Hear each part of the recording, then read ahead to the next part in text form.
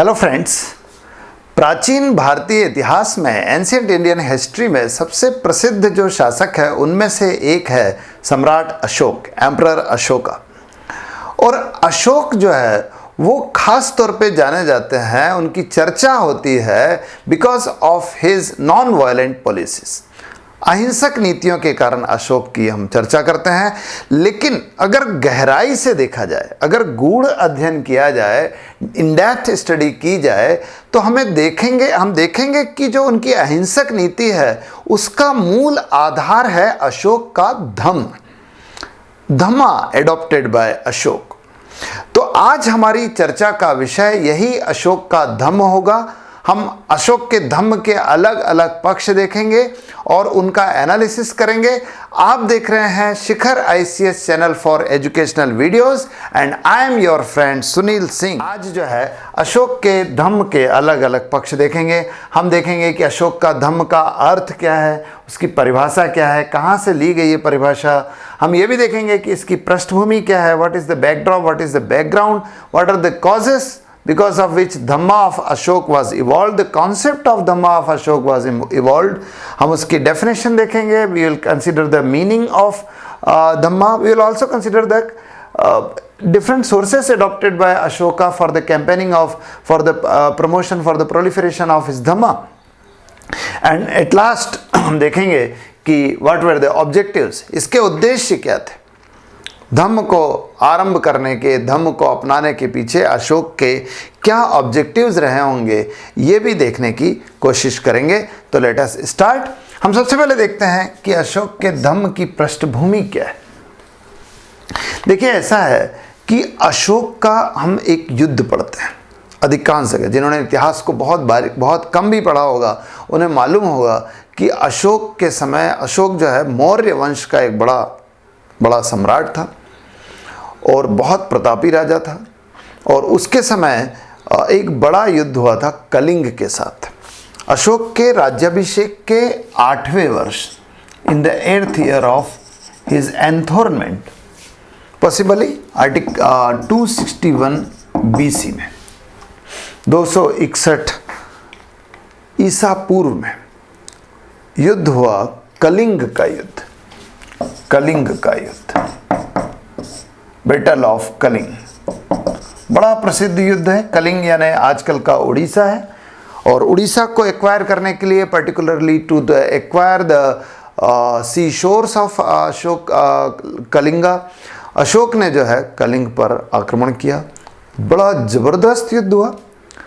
अशोक के 13वें शिलालेख में, 13th रॉक एडिक्स में इस पूरे युद्ध का वर्णन मिलता है। उसको कलिंग अभिलेख भी कहा गया है, जो धौली और जोगड़ में मिला है। तो उस कलिंग अभिलेख में इस युद्ध का बड़ा विशद वर्णन है, व्यापक वर्णन है। और उस वर्णन में ये पता लगता है कि इस युद्ध में जबरदस्त हिंसा हुई। Lakhs of people were died, were killed, और more than 1 lakh people were injured, बहुत बुरी तरह से घायल हुए, कई विकलांग हो गए। तो बहुत हिंसक युद्ध था, बड़ी हिंसा की पराकाष्ठा सी दिखाई देती है यहाँ पर। कहते हैं कि अशोक इस युद्ध के बाद युद्ध भूमि में गया तो उसको बड़ी ग्लानि हुई because of the violence held in the war.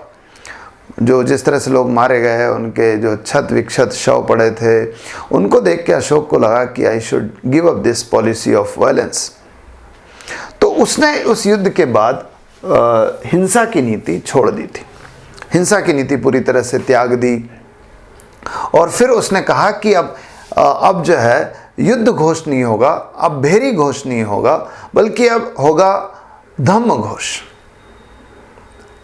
अब धम्म घोष होगा। अब उसने अहिंसा की नीति अपनाना शुरू की कि वो अहिंसा अपनाएगा, अहिंसा के द्वारा अपना प्रचार प्रसार करेगा, अपनी जो शौर्य है, अपना जो नाम है, पराक्रम है, उसका प्रचार प्रसार करेगा by mean of non violence.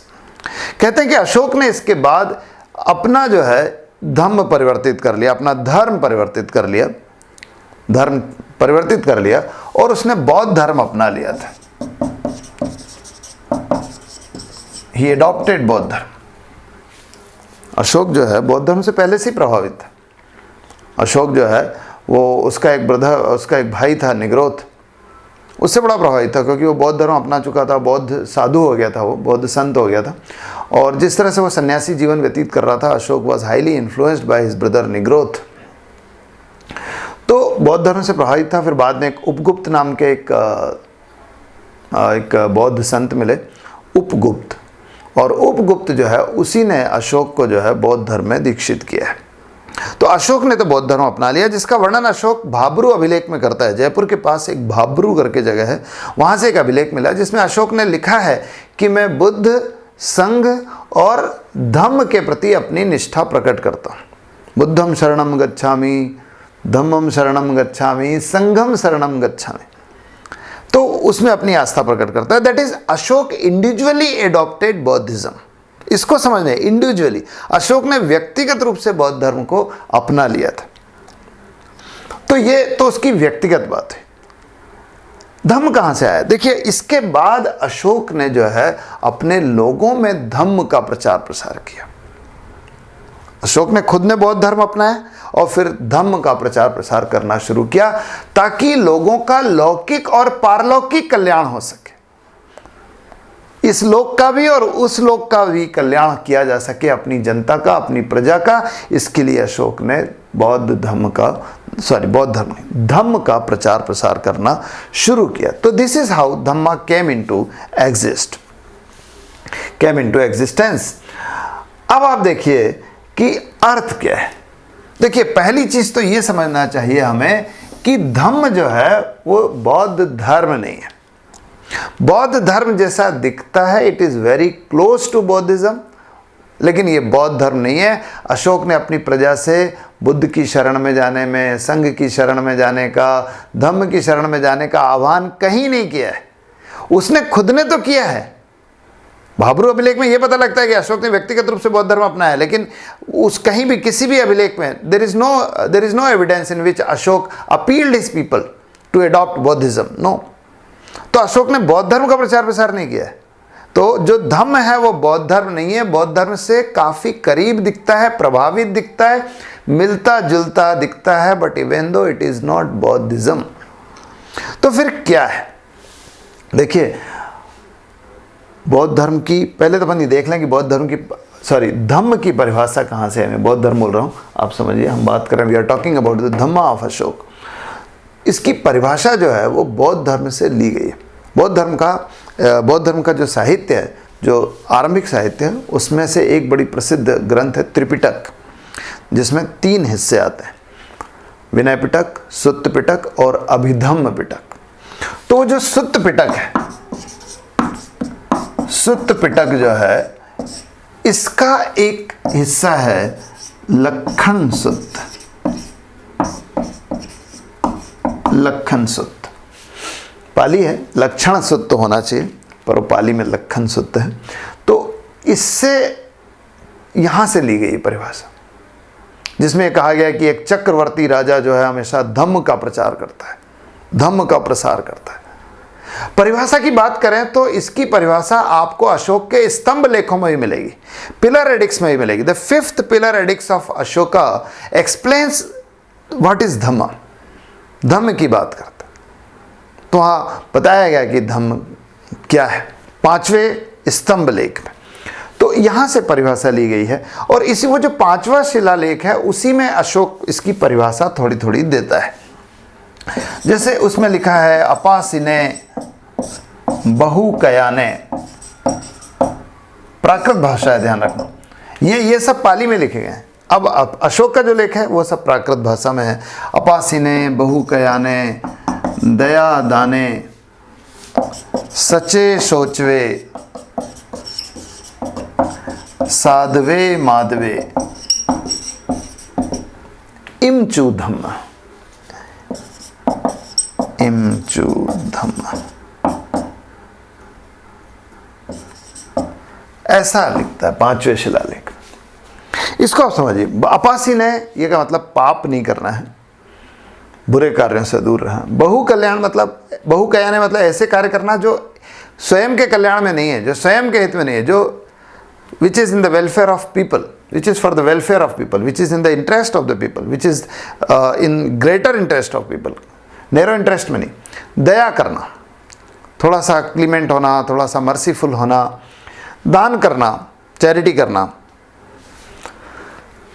लोगों को, गरीबों को, आवश्यकता जो ज़रूरतमंद है उनको पैसे देना, सच बोलना, सच्चे, शौचवे, शुचिता, प्योरिटी रखना, बाहर और अंदर, शरीर की भी शुद्धि रखना, व्यवहार की भी शुद्धि रखना, शुचिता है, प्योरिटी है, साध्वे है, काइंडनेस होना, साधुता, साधुओं जैसा व्यवहार होना, माधवे, माधवे यानी मृदुता होना, पोलाइटनेस होना, व्यवहार में कठोरता की बजाय विनम्रता होना, ये सब होना चाहिए।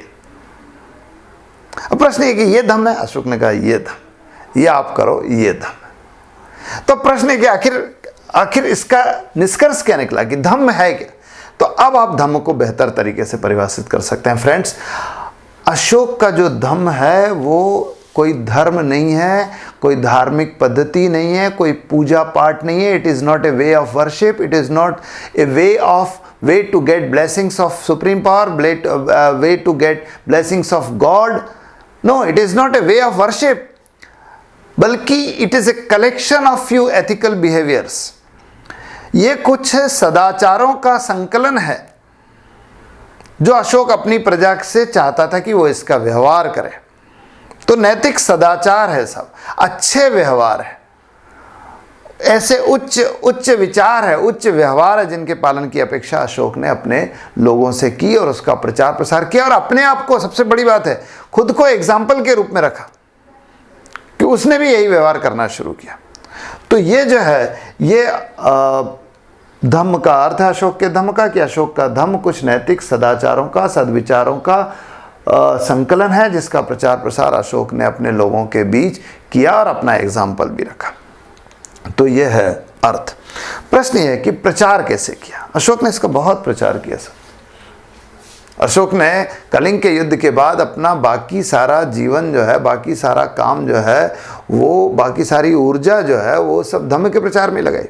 तो कई काम किए, जैसे प्रशासन में कई परिवर्तन किए उसने, प्रशासन में कई परिवर्तन किए।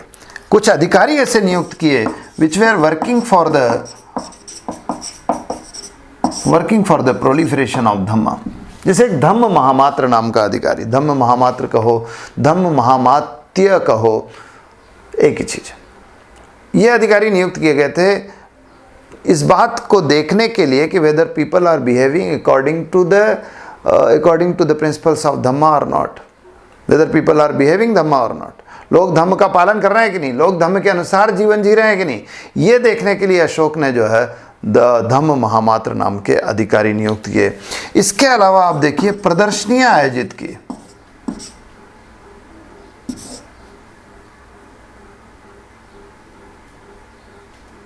प्रदर्शनियां, एग्जीबिशंस आयोजित किए, जहां चित्रों के माध्यम से और दूसरे मूर्तियों के माध्यम से ये बताया गया कि अगर वो खराब काम करेंगे, लोगों को कष्ट देंगे, खराब बोलेंगे, कड़वा बोलेंगे, तो फिर उनको किस प्रकार से दंड मिलेगा इस जीवन के बाद, जब वो स्वर्ग में जाएंगे, नरक में जाएंगे, दूसरे लोक में जाएंगे, तो how painful the life will be अगर आप इनका पालन नहीं करेंगे। तो इस तरह से भी किया उसने। इसके अलावा कुछ प्रचारक भेजे विदेशों में, देश में अलग अलग जगह प्रचारक भेजे। अशोक के सीमावर्ती कई राज्य थे, उनको प्रचारक भेजे। जो दक्षिण में केरल पुत्र, सत्यपुत्र, पांड्य, चोल ऐसे राज्य थे, वहाँ उन्हें प्रचारक भेजे। हम पढ़ते हैं कि श्रीलंका में अशोक ने धम्म के प्रचारक के रूप में अपने बेटे और बेटी को भेजा था, बेटा महेंद्र और बेटी संघमित्रा को भेजा।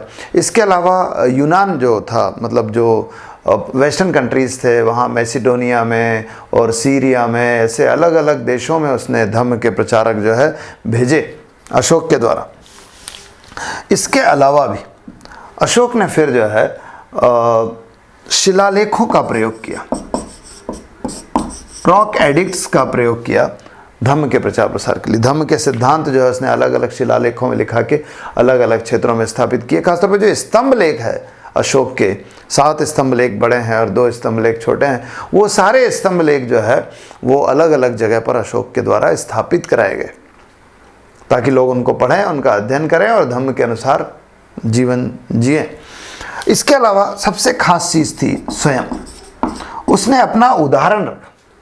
अशोक ने अपने व्यवहार में परिवर्तन किया। सबसे बड़ा देखिए, सबसे बड़ी बात तो ये देखिए कि इतने बड़े मौर्य सम्राट होते हुए, चंद्रगुप्त मौर्य के वंश में, बिंदुसार के वंश में होते, और खुद भी इतना बड़ा पराक्रमी और शूरवीर राजा था, इसके बावजूद उसने जो है युद्ध की नीति छोड़ दी।